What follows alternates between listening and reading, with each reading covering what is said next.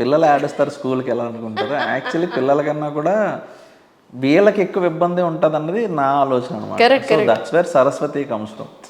ఎప్పుడు వదిలి ఉండలేదు. వాడికి ఒక 5 ఏళ్ళు ఏవో వచ్చాయి. ఫస్ట్ స్టాండర్డ్కి వెళ్తున్నాడు. ఇంకా వాడు క్లాస్కి వెళ్తున్నాడు. సో ఉదయం 9 నుంచి మధ్యాహ్నం 3 వరకు కనిపించడు. అప్పుడు ఆ తల్లికి ఎలా ఉంటుంది? మీరన్నట్టే ఉంటుంది. అవును. సో సరస్వతికి ఎక్కువ ఇబ్బంది. వీడిదే ఉంది. వీడు వెళ్తాడు, ఒక రోజు చూస్తాడు, పిల్లలతో కలిసిపోతాడు, బాగానే ఉంటాడు. సరస్వతికి అంటే అమ్మకే ఎక్కువ ఇబ్బంది. నిజం. వాళ్ళే ప్రపంచంగా ఉండే వాళ్ళకైతే ఇంకా ఎక్కువ మరీ ఇబ్బంది. అబ్సల్యూట్లీ. అదొక్కటే కాదు, పిల్లలు వాష్రూమ్లో వాళ్ళ మీటింగ్స్, అక్కడ వాళ్ళ కోపాలు, వాళ్ళ కొట్లాటలు, టీచర్ మీద ఉండే ఒపీనియన్స్, టీచర్ మీద ఉండే కొట్లాటలు, ఇవన్నీ అస్సలు ఓ మై గాడ్ మరీ దారుణంగా. వాడి రెవెంజ్ వాడి మీద తీర్చుకోవడం, వీడి మీద తీర్చుకోవడం, అంటే టోటల్గా ప్రతి scene to scene, bit to bit. మీకు సపోర్ట్ చేసింది ఎవరైనా ఉందండి ఇందులో? స్క్రీన్ ప్లేలో కానీ ఏదైనా టోటల్గా మీదేనా? ఇప్పుడు రచన అంతా నాదేనండి. రచనలో నా టీం ఉన్నారు. శివ అని, ప్రశాంత్ అని, ప్రశాంత్ విఘ్నేష్ అని, తిరుపతి ఆయన ఈ మన తిరుపతి మాండలికానికి సంబంధించి అతని యొక్క ఇన్వాల్వ్మెంట్ చాలా ఎక్కువ. ఈ ఇన్వాల్వ్మెంట్ అన్నకున్నా కూడా రాసిన మాటల్ని కానీ అతని యొక్క మాటలు కూడా కొన్ని ఉన్నాయి మన సినిమాలో. సో రాసిన మాటల్లో కానీ లేకపోతే తిరుపతి మాండలికంలో కానీ అతని యొక్క హ్యాండ్ చాలా ఎక్కువ. అతను నేను కలిసి రాసామని చెప్పొచ్చు మాటల పరంగా. మాటలు, డైలాగ్స్ నాకు మళ్ళీ త్రివిక్రమ శ్రీనివాస్ గారి డైలాగ్స్ గుర్తొచ్చాయండి. నేను నోట్ చేశాను ఏంటంటే, చెస్లోనే మీరు మొత్తం లైఫ్ అంతా చూపించారు. టు బి ఫ్రాంక్, వెనకున్న ప్రమాదాన్ని కూడా అంచనా వేయాలి అని చెప్పి ఒక డైలాగ్ చెప్తారు అక్కడ. అసలు నేను సినిమా చూస్తున్నాను, ఇక్కడ నేను టైప్ చేసుకుంటున్నాను టగటగమని. పక్కాళ్ళు ఎవరో, మేడం ఇక్కడ కూడా మీ జర్నలిజం, సినిమా చూస్తూ కూడా జర్నలిజమేనా మీకు అని అంటే, దీని మీద రివ్యూ చెప్పాలన్నా ఏం కావాలన్నా మాకు పాయింట్ గుర్తుండాలండి. సినిమా ఉంటుంది కానీ పాయింట్, ఎగ్జాక్ట్ పాయింట్ ఉండాలని చెప్పి నోట్ చేసుకుంటున్నానండి అని. సో డైలాగ్స్ వర్ ఎంత ముక్కుసూటిగా ఉన్నాయంటే, సింపుల్గా క్రిస్ప్గా ఒక్క లైన్లో, సేమ్ త్రివిక్రమ్ శ్రీనివాస్ గారిది ఎలా అయితే డైలాగ్స్ ఉంటాయో అంత బాగా వచ్చిందండి డైలాగ్. Thank you. చాలా పెద్ద మాట. సో మీరు వెనకున్న ప్రమాదాన్ని అంచనా వేయాలని గుర్తించడం చాలా చాలా ఆనందంగా ఉంది నాకు. ఎందుకంటే ఇవన్నీ చాలా సటిల్ నోట్స్ అండి. ఎగ్జాక్ట్లీ. యాక్చువల్లీ అరుణ్ అనే పాత్ర వాళ్ళ అమ్మ చెప్పిన మాటలు ఇది ఒకటే వినడు. వాళ్ళ అమ్మ చెప్పిన మాటలు అన్నీ వింటాడు, కానీ ఫస్ట్ లాస్ట్ ఆ ఇనీషియల్ స్టేజెస్లో వాడు ఇదే వినడు అనమాట. వెనకున్న ప్రమాదాన్ని అంచనా వేయకపోవడం వల్లే వాడి జీవితంలో ఇబ్బందులు వస్తాయి. అవును. ఇప్పుడు వీళ్ళ వెనక్కి వెళ్ళి మీరు మళ్ళీ ఒకసారి ఒక సింహావలోకనం లేకపోతే వెనక్కి వెళ్ళి ఒక చేసుకుంటే కథని, కరెక్ట్, వాడికి అదే ఉండదన్నమాట. Is so instinctive in nature. వాడికి అప్పటికప్పుడు అనిపించింది చేసుకుంటూ వెళ్ళిపోతూ ఉంటాడు.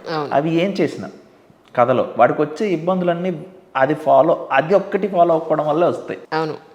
కానీ టు బి ఫ్రాంక్, వాడి ఏజ్కి కూడా అది అందని పాయింట్ అనేమో అనిపించింది. ట్రూ, అందని పాయింట్. అంటే వాళ్ళ అమ్మ ఇంకొంచెం గట్టిగా చెప్పుంటే ఎలా ఉండేదో అది వేరే విషయం. గట్టిగా అంటే ఒక 4 తగిలించి చెప్పుంటే ఎలా ఉండేదో. కానీ సరస్వతి ప్రసాద్ అలాంటి వాళ్ళు కాదు. నాకు ఇదొకటి చచ్చేలా నవ్వుకున్నాను. ఫస్ట్ టైం నాకు పెళ్ళైన తర్వాత మా వారి ఇంట్లో లడ్డు చేయమన్నారు. లడ్డు చేయమంటే నాకేమో రాదు. 18 ఏళ్ళకే పెళ్ళైతే 18 ఏళ్ళకి లడ్డు చేయడం ఏమొస్తుంది చెప్పండి. మా అత్తగారు పక్క నుండి బూందీ నేను చుడతాలేవే అది ఇది అని చెప్తే మొత్తానికి 90% నా చేతి దగ్గరుండి చేయించినాడు. అది తింటూ మా వారు, మా అక్క చేస్తుంది లడ్డు పచ్చహారతి కర్పూరం వేసి అద్భుతంగా చేస్తుంది, ఇదేంటమ్మా ఇలా చేసావు అన్నారు. ఆ తర్వాత సాంబారు, ఆ తర్వాత రసం, టిఫిన్ అన్నీ ఇలా వారానికి ఒక 3-4 సార్లు మీరు ఇచ్చిన ఏదైతే సినిమాలో డైలాగ్ ఉందో ఆ డైలాగ్ నా నిజ జీవితంలో డైలాగ్. వాస్తవం. మీ జెంట్స్కి చేసింది అంతకుముందు ఎక్కడో టేస్ట్ బాగా గుర్తొచ్చి అప్పటికప్పుడు చెప్పేయాలి వైఫ్ ముందు. మగాళ్ళందరినీ తరపున నేను మాట్లాడలేను ఒకళ్ళతో పుచ్చుకొని, కానీ అది ఉంటుందండి. అది చాలా ఇళ్లలో ఉంటుంది. మా ఇంట్లో కూడా నేను గమనించిన నుంచే వచ్చింది అది. యాక్చువల్లీ ఇంకోటి కూడా చెప్పాలి, చాలా చిన్న విషయం కానీ ఎందుకు మనం అలా చేస్తారో తెలియదు, మరి దట్ హ్యాపెన్స్. అంటే ఆ ఫుడ్, ఆ టేస్ట్ వాళ్ళకి అలా ఉండిపోతుందండి. నేను ఫీల్ అయింది ఏంటంటే, మా నాన్నగారు, నేను ఒకసారి మా అమ్మ వాళ్ళ ఇంటికి భోజనానికి వెళ్ళాను. అయితే మా నాన్నగారు పెరుగు పోసిన, అబ్బా గిరి అమ్మలు వాళ్ళ ఇంట్లో పెరుగే ఎంత బాగుంటుందో, ఇది అసలు ఏమీ బాగాలేదు అన్నారు. అంటే మా ఇంట్లో పెరుగు చాలా బాగుంటుందని. మా అమ్మని అది ఇక్కడ పుట్టింది, నా దగ్గర నేర్చుకుంది, దాని దగ్గర బాగుందంటారు, నా దగ్గర బాగాలేదంటారు అని మా అమ్మ. సో అది అసలు ఎంత న్యాచురల్గా ఉందంటే, మూవీ స్టార్టింగ్ నుంచి ఎండింగ్ వరకు ఇది ఇన్యాచురల్గా ఉంది, ఇది నిజ జీవితానికి దూరంగా ఉంది, సమాజంలో జరిగేదానికి దూరంగా ఉన్నది ఎక్కడా లేదండి. Thank you. ఎవ్రీ మినిట్ నాకు తారే జమీన్ పై సినిమా గుర్తొచ్చింది. పిల్లల యాక్షన్ సీన్ ఎపిసోడ్ అంతా చూస్తున్నప్పుడు నాకు అనిపించింది ఏంటంటే, డైరెక్టర్ మీరని నాకు నిజంగా తెలియదు, మీరు నాకు మనకు పరిచయం లేదు యాక్చువల్లీ సినిమాకు ముందు, ఈ రోజుకి తప్ప. ఎవరో డైరెక్టరు, నేను ఎక్కడో ఏ తమిళ ఇండస్ట్రీ నుంచో మలయాళ ఇండస్ట్రీ నుంచో వచ్చి ఉంటారు. ఇది పొగడ్తో ప్రశంస లేకపోతే ఇది మిగతా వాళ్ళ మీద అది విమర్శ నాకు తెలియట్లేదు. లేదు చెప్తున్నా అసలు మాట. జనరల్గా పాండమిక్ నుంచి థాట్ ప్రాసెస్ వ్యూవర్స్ అందరిది చాలా మారిందండి. అదర్ లాంగ్వేజ్ మూవీస్ చాలా బాగా చూస్తున్నారు ఓటీటీలో. చూసి ఏం కంటెంట్ రా మలయాళం కంటెంట్ సూపర్ అంటారు. అదే సినిమా మన తెలుగులో వచ్చినా మనం అంత అప్రిషియేట్ చేయం. అండ్ మోర్ ఓవర్ దాన్ని అంత అద్భుతంగా ఉందని కూడా యాక్సెప్ట్ చేయం అంత ఫాస్ట్గా. పెరట్లో ఉన్న చెట్టు వైద్యానికి పనికిరాదు అన్నట్టు అయిపోతుంది మంది.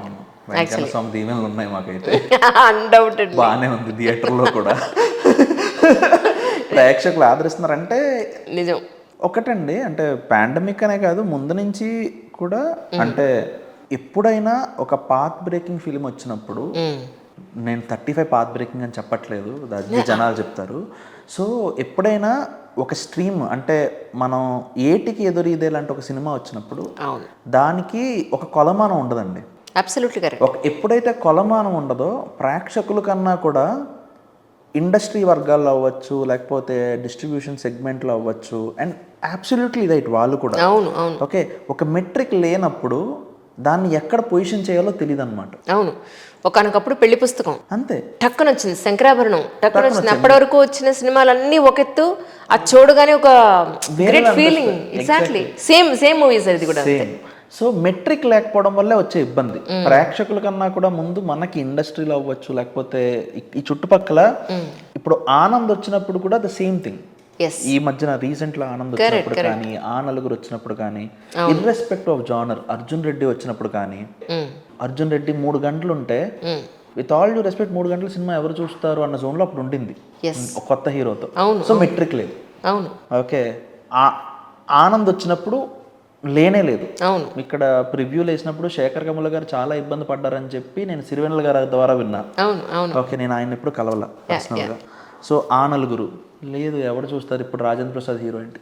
సో ఎప్పుడైతే కొలమానం ఉండదో మనకి ఇండస్ట్రీలోనే ఇబ్బంది. కరెక్ట్. జనాలు చూస్తారండి. Correct correct. I strongly feel జనాలు చూస్తారు 100% చూస్తారు. ఎందుకంటే ఇప్పుడు చరణ్ గారు రంగస్థలం కూడా out of the box, and జనం చూశారు. జనాలు రంగస్థలం సుకుమార్ గారు చేసినప్పుడు చూశారు. అండ్ దానికి ఉన్న అడ్వాంటేజ్ ఏంటంటే ఏదైతే ఆ స్టార్ పవర్ అవ్వచ్చు, ఆ స్టార్ డైరెక్టర్ అవ్వచ్చు, it adds up the value. అవును. That is where Nivetha Thomas and Darshi for our film, Bhagyaraj sir, Gautami, that's where casting is very important. అవును. ఓకే, అండ్ వాళ్ళు ఉండడం వల్ల అట్లీస్ట్ ఆ ఇనీషియల్ కాలింగ్ కార్డ్ ఏదైతే ఉంటుందో, రానా గారి సపోర్ట్ అవ్వచ్చు, వాటి వల్ల సినిమా ఒక 10%, 12%, లేకపోతే ఒక 30% ఓపెనింగ్, దాని తర్వాత ఇంక సినిమా చూసుకుంటుంది. That's where the whole game lies అండి. ప్రేక్షకులు అయితే అన్ని రకాల సినిమాలు చూస్తారండి irrespective. And actually what I believe was post covid theatre watching on a metre has increased if it's a good film. మంచి సినిమా అయితే, అంటే మొన్న కామెడీ కుర్రాళ్ళు ఆయి కూడా అంతే కదా, చిన్న పెద్ద అన్నది పక్కన పెడితే నచ్చితే మెట్రిక్ చాలా, అంటే ఫుట్ ఫాల్ ఎక్కువ ఉంటుంది. There is what my analysis was, there is no more a concept called average film. Either there is a hit film or a flop film. Absolutely. Average film అంటే అరే average ఉందట్రా, పర్లేదట అంటే immediate thing was then OTT వచ్చినప్పుడు చూద్దాం. Exactly. So మనకి ఒక covid ముందు there is something called average film, వేరే పర్లేదురా ఒకసారి చూడొచ్చు అంటే థియేటర్కి వచ్చేవారు. ఇప్పుడు పర్లేదు అంటే రారు, బాగుంది అంటే మాత్రం ముందు కన్నా ఎక్కువ వస్తున్నారు. 100% కరెక్ట్. సో అది నాకు అర్థమైంది. And everything is in night space now.